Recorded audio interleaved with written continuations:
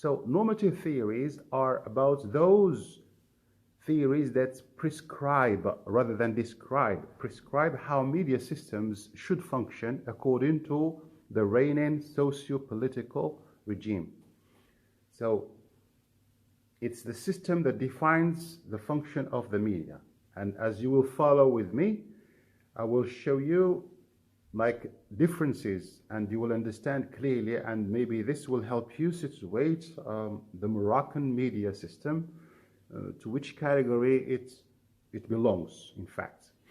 So I picked up from media theorization in the literature 4 specific models of normative media theory. The first one is authoritarian, the authoritarian model, and the one that reigns in non-democratic countries. The second one is the libertarian model, the one that mainly propagates Anglophone countries, namely the US, Canada, Australia, and to a certain extent Britain. The third one is social responsibility model, which is called the European model, mainly in European countries, and maybe France, the French media system is the best example to refer to as an example. The fourth model is the developmental model, and it's the one that reigns mainly in developing countries. So I will start by the authoritarian media theory, or the authoritarian media model. In this model, or within this model, the authorities own media institutions and control media content. There is always a Ministry of Information that supervises all media organizations, and it supervises all media content whatsoever. So here the media institutions serve the political, economic elites. They do not serve people and citizens. And that's why within this model we find a high level of administrative censorship. What we mean by censorship is that every message should be filtered before it is disseminated to the public. In other words, there is a very strict supervision of what is produced by the media institutions.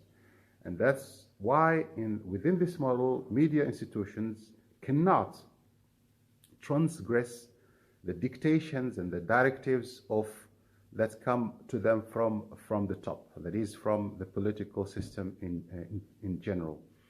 When we talk about administrative censorship, we can differentiate here between pre-publication censorship and post-publication censorship. Pre-publication censorship is the measures taken by the administration vis-a-vis what is going to be published. Sometimes when journalists and editors produce something, they have to show it to the supervisor, to the political supervisor, and what they do is sometimes they omit things, they ask them to alter things, to add things, etc. That's what we call pre-publication censorship. And if ever something is disseminated and displayed to the public and it does not suit the desires of the authorities, of course there are repercussions, there are punishments and retributions that follow, and that's what we call post-publication censorship. That may sometimes go to prison sentences, to paying heavy fines, etc. And that's why within this regime or this model of media, we find high level of self-censorship. Self-censorship is about journalists limiting themselves, and they are aware of what to publish, what to say and what not to say, and they act accordingly. In other words, they cannot say things that would entail undesirable consequences or outcomes later from the authorities mainly. So in other words, journalists do not wait for the authorities on the superiors to tell them what to write and what not to write and how to write and how not to write. They do that by themselves. That's what we call, this is like a brief definition of self-censorship. And of course, as far as the idea and the concept of independence, we cannot talk about media independence within the authoritarian model. The second model I'm going to talk about is the libertarian media model. Libertarian is the opposite of authoritarian. If authoritarian is non-democratic, is repressive to the populace, libertarian is the opposite. It gives a lot of freedom to people, and of course this model is inspired by the philosophies of the Enlightenment, mainly from the ideas of freedom of speech, freedom of expression, freedom of the press that were advocated by Milton and John Stuart Mill centuries ago. And within this model, media is considered as a free marketplace of ideas. And citizens here are very smart and rational and self-determined individuals who can choose from the media marketplace what suits them and leave what does not suit them.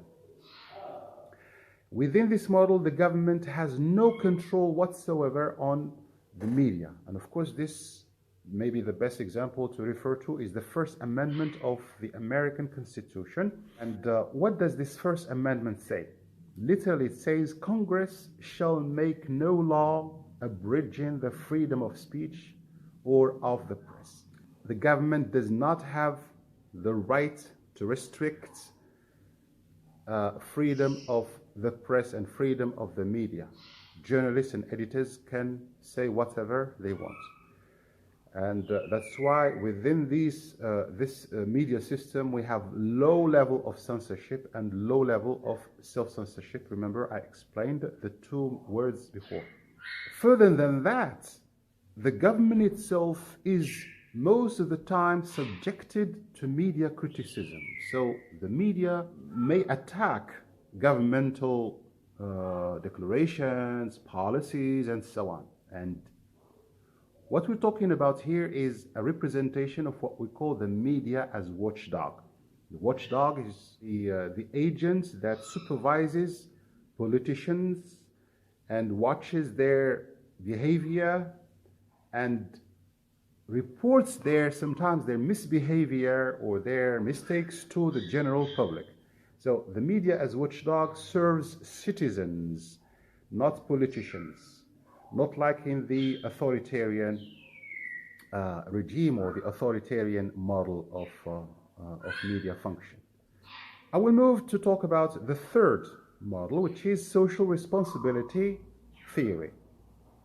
Here, a quick reminder, after the Second World War, there was a commission that was formed in order to see to the question of media function, freedom of the media, and so on. It was called the Hutchin Commission on Freedom of the Press, and it was in 1947.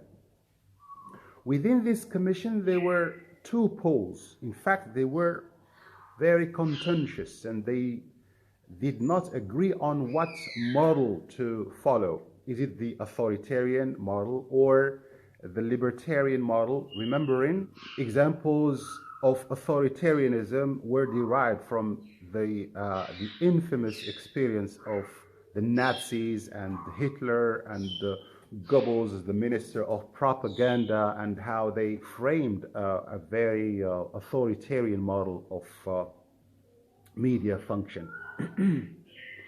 On the other hand, freedom of the media within those historical circumstances, there were some constraints to total freedom of expression and so on.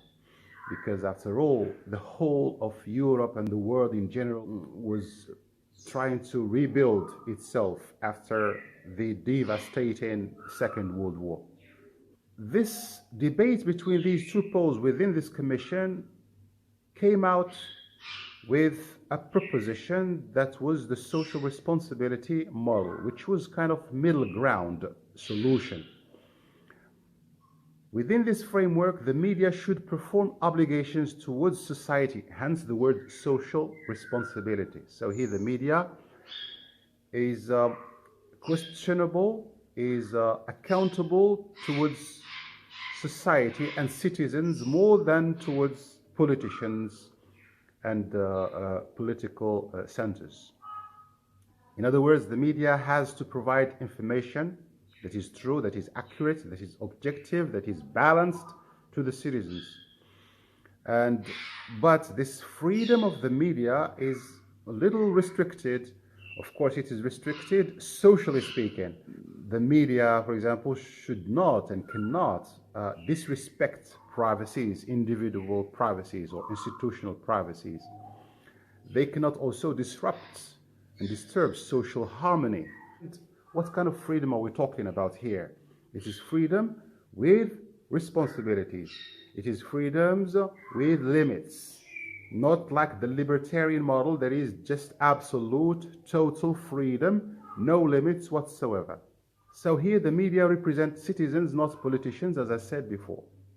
According to McQuail, 1987, the media functions within this framework, this social responsibility framework, are the mediation of people's rights to know, providing people with information, watching government's policies, the watchdog function, serving economy through advertising, here like helping businesses meet clients and customers in order to develop the economy of the country, providing entertainment that is relevant to the context, to the society within which the media operates, and preserving media autonomy. So media is independent, or media institutions are independent here. They are independent politically speaking. They do not follow certain political ideology. They are independent financially. They do not live on the subsidies, that is the help and assistance of the government. They live on their own, and this relates to the idea of advertising we talked about earlier. The last model within this framework of normative theory is the developmental theory. Developmental theory here, we understand this concept from the word development, and media here should promote national development. As I said, this model is the one that is normally reigning in developing countries. What are three most important features of this model? The first one is that the media assists or should assist the government in implementing developmental policies. The main objective is to develop the society socially, economically, culturally, etc.